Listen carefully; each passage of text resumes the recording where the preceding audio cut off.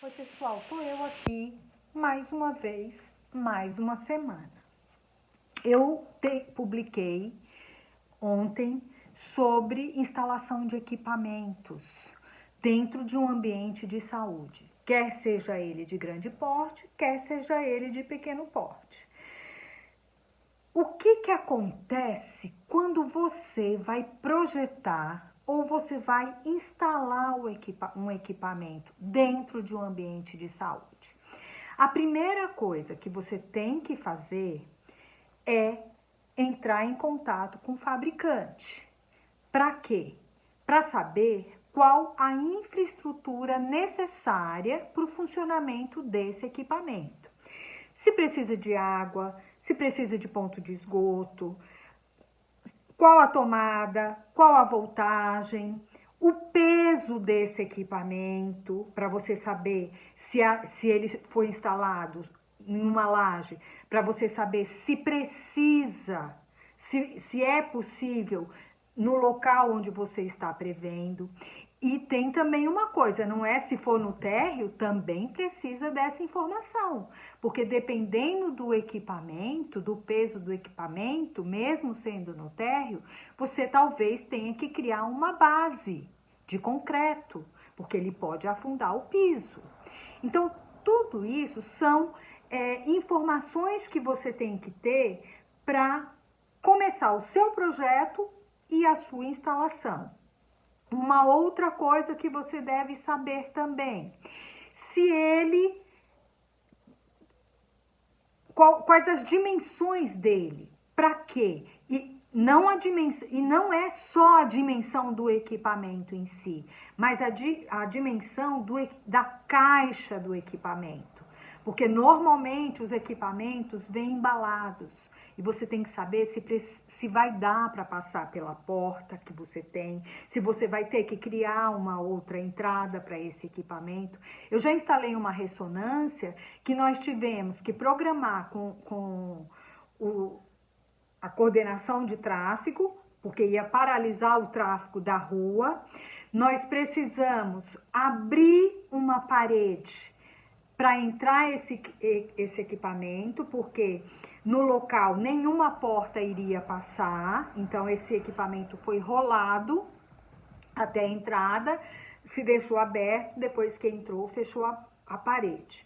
Então, tudo isso são questionamentos e cuidados que você deve ter ao instalar um equipamento dentro de um ambiente de saúde.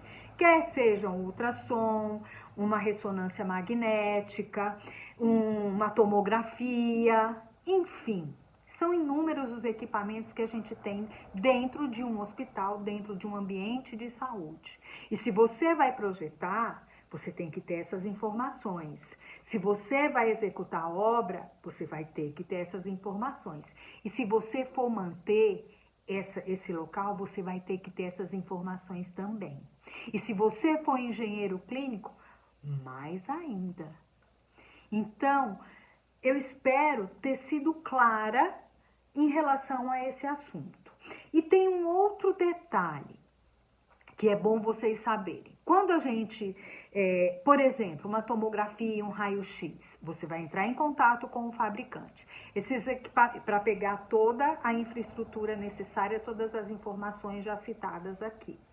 Só que tem um detalhe também. Normalmente, esses grandes equipamentos, quando você compra, o fabricante, o fornecedor, vai te dar todas as orientações e ele vai te passar uma planta de layout sugestiva. Por quê? Porque você vai ter que obedecer distâncias laterais, de frente, você vai ter que obedecer toda a infraestrutura necessária. Se você não obedece, você pode comprometer o funcionamento e aí você perde a garantia, porque se você não cumpriu o que o fabricante recomendou, ele não vai te dar garantias. E aí a responsabilidade é sua, engenheiro hospitalar. Então fica bem atento a isso. Quando ele te mandar a planta de layout sugestivo, também fique muito esperto. Eu não gostaria de falar isso, mas já me aconteceu de eu receber um desenho de um layout sugestivo, onde, para eu colocar o paciente no equipamento, eu teria que rodar com o paciente na maca 360 graus. E aí, você imagina isso no caso de uma emergência? Como que você vai ficar rodando com seu paciente para colocar ele lá na mesa do equipamento? Então, antes de você também aprovar essa planta, analise com muito cuidado, com muita responsabilidade, entendendo, visualizando na prática, que seja funcional. Não aprove essa planta antes de você ter total certeza e fizer uma análise delicada, porque depois ele também vai dizer que você aprovou a planta de layout.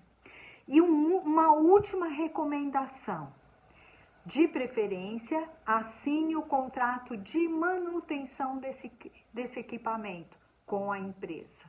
Por quê? Porque você vai ter prioridade no atendimento quando o equipamento quebrar. E equipamentos quebrados são custos que estão indo embora. Muito obrigada, espero que tenha sido claro, que tenha ajudado alguém essas informações aqui. E muito obrigada pelo privilégio de alguns minutos do seu dia. Eu volto aqui todos os dias.